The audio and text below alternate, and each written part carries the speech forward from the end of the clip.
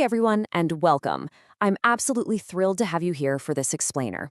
If you've ever looked at the sheer, mind-boggling diversity of life on Earth, everything from a simple sponge sitting on a reef to a highly complex insect, and wondered how on Earth biologists make sense of it all, well, you are definitely in the right place. Today, our goal is to move way past just rote memorization. We're going to take a really logical journey into the actual architecture of biological complexity. Basically, we're going to look at the animal kingdom not as some boring list of names, but as a giant evolutionary toolkit. Okay, let's dive into this. We have 5 quick stops today. The basis of classification, sponges and stinging cells, flatworms and roundworms, arthropods and mollusks, and finally, we'll wrap up with echinoderms and hemichordates. So, starting right off with section 1, the basis of classification, or building the toolkit. Despite the vast, literally unbelievable differences in how animals look and behave out in the wild, there are fundamental, shared features right beneath the surface. And these shared anatomical and developmental features, they act as our classification toolkit. Let's cut through the jargon right out of the gate here. When we talk about metazoans, which is really just the fancy scientific name for kingdom Animalia, we're talking about multicellular organisms that are heterotrophic. That simply means they depend on others for food. They can't just make their own out of sunlight like plants do. More specifically, they have a holozoic mode of nutrition. That means they ingest their food first and then digest it inside their bodies. And as we look across the entire kingdom, we see this absolutely fascinating progression, starting from just a loose aggregation of cells, all the way up to incredibly complex organ system levels of organization. And this brings us to one of our first major sorting tools, symmetry. Take a crab, for example. It has bilateral symmetry. You can only draw one single line right down the center of that crab to get 2 equal halves. But on the flip side, we have radial symmetry. Think of it kind of like a wheel. You can divide a radially symmetrical organism into equal halves passing through literally any plane that goes through its central axis. This structural choice, it completely changes how an animal interacts with its environment. Next up, we look at early embryonic development, because this really sets the stage for all future complexity. Some of the more primitive animals are what we call diploblastic. They only develop 2 cellular germ layers, an outer ectoderm and an inner endoderm, and they're separated by this non-cellular jelly layer called mesoglea.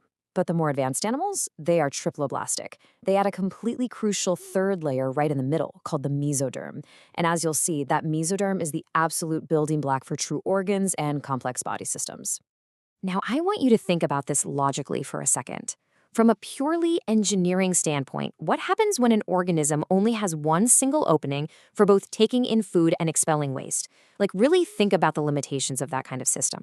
Well, the result is what biologists call the blind sac body plan. Because there's only one opening acting as both the mouth and the anus, the animal literally has to finish digesting and expelling its current meal before it can even think about eating again.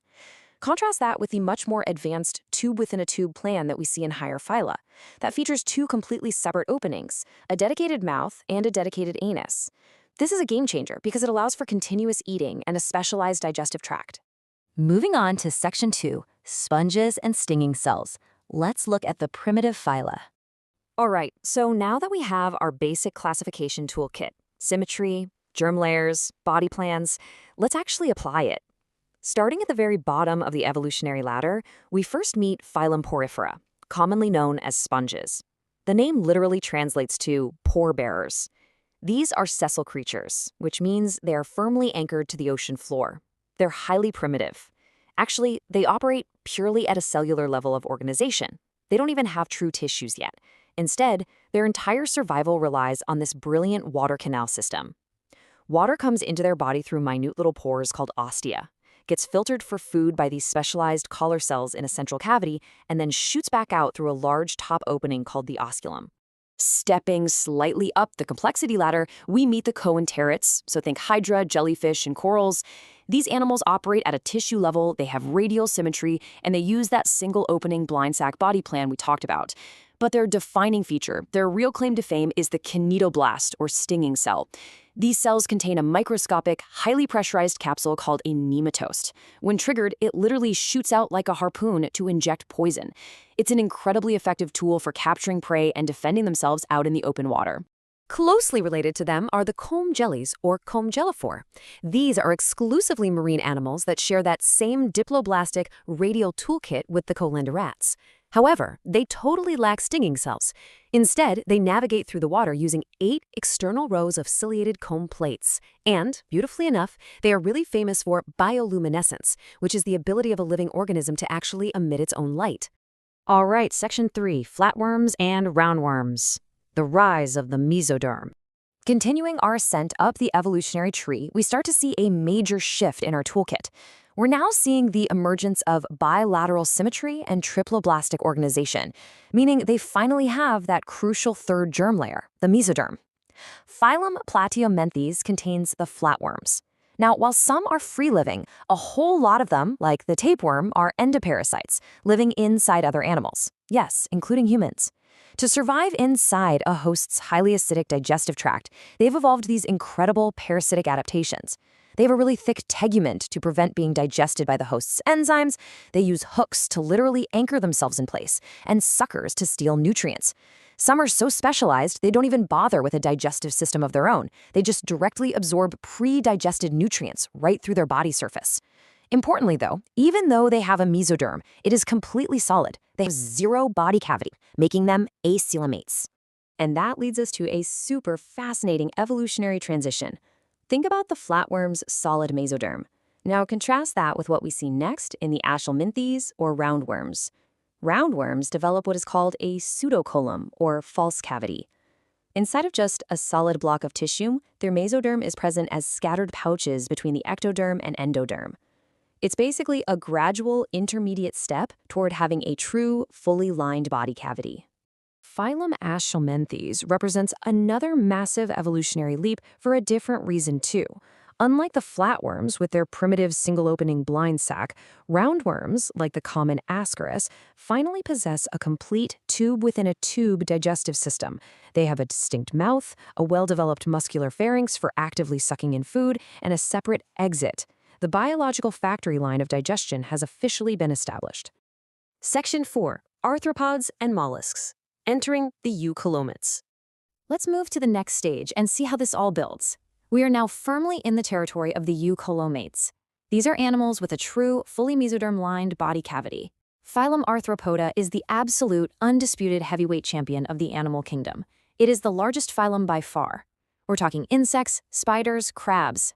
Their massive evolutionary success is largely driven by metameric segmentation, meaning their bodies are divided into very distinct segments, coupled with jointed appendages. They operate with an open circulatory system that pumps a colorless fluid called hemolymph. They also use specialized structures called Malpighian tubules for excretion and possess highly advanced sensory organs. Things like statocysts, which act as a really neat internal balance system alongside incredibly complex compound eyes. Next up is the second largest phylum, Mollusca. These are your soft-bodied animals like snails, octopuses, and clams. Their architecture is very distinctly divided into 3 main regions. They have a head equipped with sensory tentacles, a muscular foot that acts as the main engine for locomotion, and a central visceral hump that contains all their major organs. Draped right over this visceral hump is a soft, spongy layer of skin called the mantle, and the space beneath it houses these delicate, feather-like gills used for both respiration and excretion. And of course, many of them protect this whole soft-bodied setup with a hard, calcareous shell. And our final stop, Section 5, Echinoderms and Hemichordates. Bridging the gap. We've arrived at our final group today, exploring the last of the non-chordate phyla. These groups offer some really unique marine adaptations and strange evolutionary quirks that almost bridge the gap to the vertebrates. Phylum Echinodermata includes spiny-bodied animals like the starfish or Astreas. Now, what's genuinely amazing here is a sort of evolutionary magic trick with symmetry. When you look at an adult starfish, you immediately see radial symmetry, right? But here's the trick. They are only radially symmetrical as adults. During their early developmental stage, echinoderm larvae are actually bilaterally symmetrical. It's a fascinating secondary adaptation, completely tailored to their adult marine lifestyle. Finally, we look at the Hemichordata, which includes creatures like acorn worms. Now, fun fact, for a long time, scientists actually grouped these animals in with us, the chordates. And why? Because they possess a rod-like structure called a stomochord. However, upon closer inspection, they realized this was a massive case of mistaken identity. While a true notochord, which is the precursor to a backbone, is derived from the mesoderm layer, the hemichordate stomacord is totally different. It originates from the ectoderm. So they were moved into their own exclusively marine phylum. They are primarily characterized by a body neatly divided into a proboscis, a collar, and a trunk. So the crucial point we're taking away here is how all these systems build on one another. You can literally trace the exact trajectory of biological complexity. You watch digestion evolve from basically non-existent inside single cells to a clunky, incomplete blind sac, all the way to a highly efficient, complete tube. You can see how respiration and circulation systems simply don't even exist in the lower phyla. They rely completely on basic diffusion until specialized gills, open circulatory systems, and true blood vessels finally emerge in the higher groups. Which leaves us with this final thought for today. We have just explored an incredible, vast array of biological engineering, from tiny water canals to microscopic stinging harpoons to false cavities and metameric segments. If life was able to solve the fundamental problems of eating, moving, and breathing in so many incredibly diverse and successful ways, entirely without a backbone, what unbelievable evolutionary leaps were required to finally construct the chordates? Keep that in mind as you continue your studies. Thanks so much for joining me for this explainer. Keep exploring, and definitely stay curious.